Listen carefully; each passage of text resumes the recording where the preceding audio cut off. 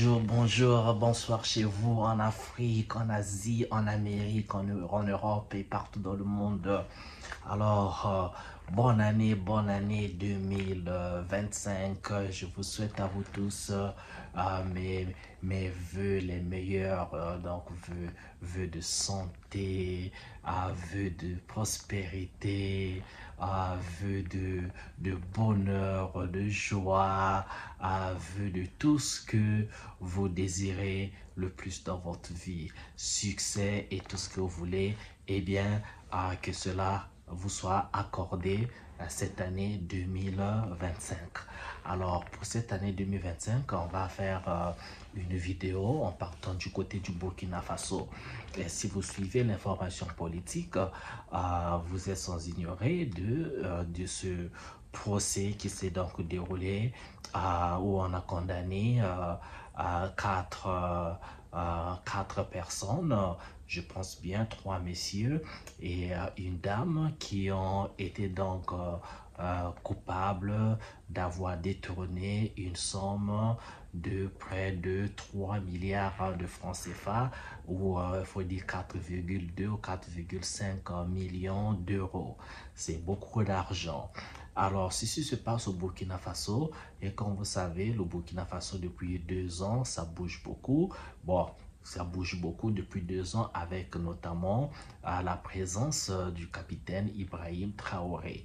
Mais avant que Ibrahim Traoré n'arrive au pouvoir et que depuis aussi que Blaise Compaoré avait été dépossédé du pouvoir, il y a eu donc beaucoup de troubles au Burkina Faso. On a eu des coups d'État, je pense bien 3. Il y a eu un coup d'État avec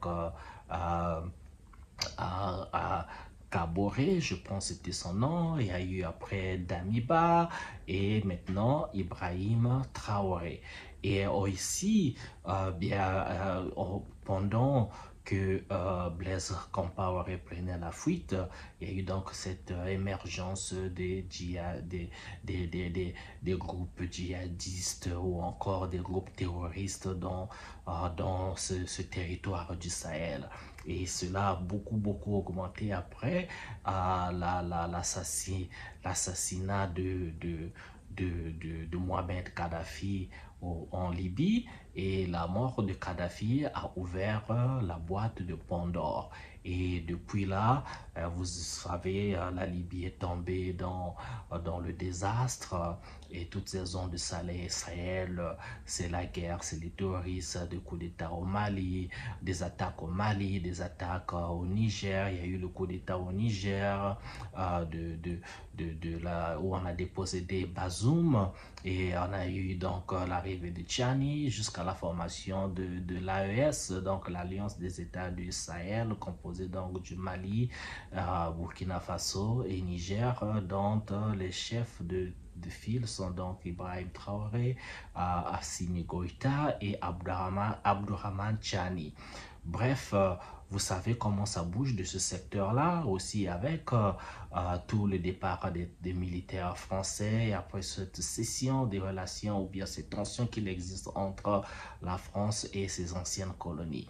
Mais bref, on revient sur le procès. Vous savez, dans ce dynamisme,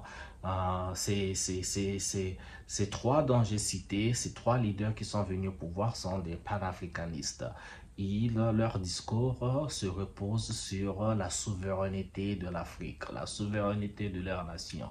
Ils n'ont besoin en fait d'aucune nation étrangère, aucune nation européenne, que ce soit l'ex-colon français, que ce soit les Allemands, que ce soit tous ces gens de l'OTAN, tous ces gens de l'Union européenne avec leurs maîtres, les États-Unis. En fait, ils ne veulent pas qu'on leur dicte ce qu'il y a à faire. Bien sûr que la porte est toujours ouverte dans un partenariat gagnant-gagnant, mais vous savez, hein, le colon est tellement orgueilleux, tellement arrogant qu'on n'entend pas de cette façon. Même quand on dit on veut de la souveraineté, on ne veut pas que vous nous dictez, que vous dites un mot sur notre façon de diriger nos pays Eh bien, vous savez, hein, c'est des mots comme un sentiment anti-français qu'on vous déroule. Mais revenons sur, toujours, c'est la deuxième fois, je le dis, de revenir sur le procès. Donc, j'ai fait ce petit résumé pour vous dire que ce dynamisme-là veut tout simplement dire que il ne s'agit pas seulement de réclamer la souveraineté, il ne s'agit pas seulement de réclamer que les étrangers, les puissances européennes ne s'immiscent pas dans les affaires des Africains, mais par contre, il faut aussi faire le ménage à l'intérieur. Parce que le combat très dur de l'indépendance de l'Afrique a toujours connu des bâtons dans les roues, mais ces bâtons dans les roues ont été mis par les Africains eux-mêmes. Ça me rappelle le livre de Frantz Fanon, Peau noire, masque blanc. Donc, le pire ennemi de l'Afrique devient parfois l'Africain lui-même. Tout le temps on fait un pas, deux pas, on veut faire un troisième pas, eh bien, c'est encore un Africain ou une Africaine qui vient mettre une pierre comme ça en sort et la marche n'avance pas. C'est toujours comme ça. On a connu plein de traîtres africains, traîtres donc à la peau blanche et des traîtres à la peau noire qui ne font pas avancer les choses. Et encore ce virus que vous connaissez qui existe dans beaucoup de pays africains, pas seulement en Afrique, hein, ça existe partout dans le monde. Chez nous, un peu plus particulièrement, c'est la corruption. Moi, je le dis, corruption chez nous. Pourquoi? Parce que nous avons beaucoup de travail à faire de bien les nations africaines par rapport aux nations européennes. Et quand je le dis, parce que nous avons de l'infrastructure à construire, nous avons des bases à mettre, des bases énergétiques, bases de santé, avec des hôpitaux de pointe, la formation des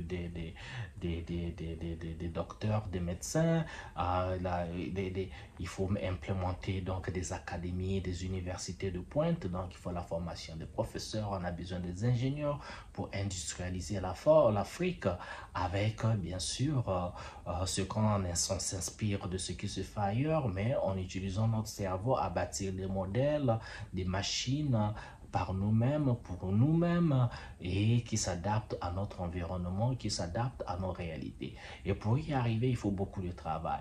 Et donc, avec toute cette instabilité politique, c'est difficile de faire avancer quelque chose, de difficile de faire travailler le cerveau quand nos populations pensent encore à manger, il faut nourrir la famille, il faut chercher de l'eau potable, c'est pas possible.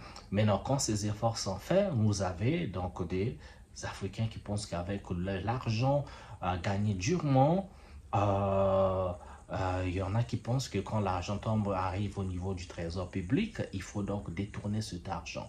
C'est incroyable, c'est très triste, c'est la réalité chez nous, à travers l'Afrique, que l'argent qui est donc dédié pour donc aider les populations se retrouve dans les poches de quelques individualités. Dans ce cas du Burkina Faso, c'est donc de l'argent qui devait servir à aider les familles sinistrées qui ont été victimes donc des attaques des terroristes. Donc cet argent devait servir à les réhabiliter, construire des maisons pour eux, faire en sorte que ces familles-là mangent, ces familles-là soient réinsérées dans la société, quoi. Tu trouves un petit coussin comme ça pour poser la tête. Mais c'est des individualités qui travaillent, donc qui tiennent les comptes, qui sont responsables en fait des comptes, qui sont responsables à faire en sorte que l'argent arrive à bonne destination. Ce sont ces individus qui créent des réseaux au niveau des services, de leurs services, au niveau du trésor, au niveau du ministère, où que vous voulez. Pour pouvoir détourner cet argent. Et cela se fait par le biais de la falsification des signatures. C'est un réseau qu'on crée. On met des documents sur le nom qui ne devaient pas figurer dans le document et ainsi de suite. Dans ce cas de Burkina, je vais lire ici là. Ce sont donc ces fonctionnaires condamnés ici. Ils ont été condamnés à 15 condamnés, je vais lire leur nom, excusez-moi, ils sont, voilà, ici là, Donc, le principal accusé ici, là, dans ce procès, il s'appelle Hamidou Tchenon. Donc, il est gestionnaire de compte au ministère de la Solidarité et de l'Action humanitaire. Il a donc été condamné à 15 ans de prison ferme. Et il y a eu donc Petronil Ouedraogo, également gestionnaire de compte, a été condamné à 11 ans de prison ferme. Il y a donc Salifou Ouedraogo et Philippe Bayoulou ont été condamnés respectivement à 6 ans et 8 ans de prison ferme. Voilà, ça ce sont les noms des accusés et des condamnés. Moi je trouve que justice a été faite. On va mettre après mon petit commentaire la vidéo et un extrait du procès, comme ça vous allez regarder. Mais vous pouvez trouver ce procès sur la ligne, l'intégralité du procès je pense se trouve sur YouTube. Nous on vous montre juste un extrait. Mais la leçon à tirer c'est quoi? S'il vous plaît, l'Afrique ne peut s'être développée que par les Africains. J'espère que les Africains vont commencer à comprendre ça. Prendre, voler l'argent, aller investir cet argent encore, surtout pour ceux qui le font, aller investir l'argent dans les pays européens, faire des entreprises là-bas, acheter des châteaux, des villas, tout ce que vous voulez, du shopping, les voitures et autres. Eh bien, vous savez, hein, c'est tout d'argent qui va servir aux Européens quand vous le mettez chez eux, parce qu'il faut payer les taxes là-bas, il faut, voilà, vous dépensez chez eux, vous nourrissez leurs économies. Hein? C'est aussi simple que ça. Construisons l'Afrique. Ne détournons pas l'argent, travaillons durement pour développer l'Afrique à un standard sans complexe. Il n'y a que nous qui pouvons le faire. Les Européens, ils doivent nourrir leur population. Ils ont des problèmes là-bas en Europe. La France, c'est pas la France de la télévision, c'est pas la Tour Eiffel. Hein. La France, il faut aller à Paris, je sais pas moi, il faut aller à Saint-Denis, il faut aller je sais pas moi, à Sarcelles, il faut aller voilà, c'est pas, les gens courent, les gens n'ont pas d'argent, c'est la galère aussi, hein. La France compte sur l'Afrique pour vivre aussi. Vous avez entendu ce discours du président français Jacques Chirac qui disait une grande partie du portefeuille français vient de l'exploitation de l'Afrique. Les vidéos sont là de Jacques Chirac et c'est un secret de Polichinelle. Donc voilà, sur cette note, je dis soyons conscients, dernier, protégeons cette Afrique. Il n'y a que nous qui pouvons protéger l'Afrique, il n'y a que nous qui pouvons aimer cette Afrique malgré les problèmes. Il y a ce qu'on a que l'Afrique. Tout le monde à l'extérieur ne voit l'Afrique que comme un puits de ressources. On veut une Afrique sans les Africains. On voit les Africains, mais si vous n'êtes jamais sorti de l'Afrique, vous ne connaissez peut-être pas ce que c'est le racisme. Et surtout, encore pire encore, le racisme institutionnel. Où, voilà quoi, quelque part, il y a une élite qui pense que l'Afrique les appartient. Mais bon, j'en dirai pas plus. Je vais vous laisser avec cet extrait de vidéo et je vous souhaite déjà bien le bonheur chez vous. On se retrouve à une prochaine vidéo. Et encore, que Dieu protège le Burkina Faso avec Ibrahim Traoré, que Dieu protège l'Afrique, que Dieu nous protège tous. Voilà pour ceux qui sont, quelle que soit votre foi, Dieu est universel, Dieu est pour tout le monde. Allez, ciao, ciao les gars et bien le bonheur chez vous et bonne année 2025. Ciao, ciao. Lorsque vous positionnez le chèque, ça veut dire quoi en français facile? Parce qu'au trésor, il faut d'abord positionner avant de tousser. Ce qui veut dire que normalement, oui. C'est à vous qu'il revient d'endosser le chèque, de le présenter à paiement. Oui. Non, positionnement. De le positionner. Et qui touche la liquidité? Salut parce que c'est fait à son nom. C'est fait à son nom. Parce que sur la fiche de déblocage, il y a son nom qui est indiqué. Est-ce que pour les chèques qui ont été tirés au bénéfice de monsieur, ou alors portant le nom de monsieur Ouedraogo Salif, est-ce que cela a suivi le processus? Dès le début, ça a suivi, mais après, ça n'a pas suivi le processus normal. Le tribunal vous remercie.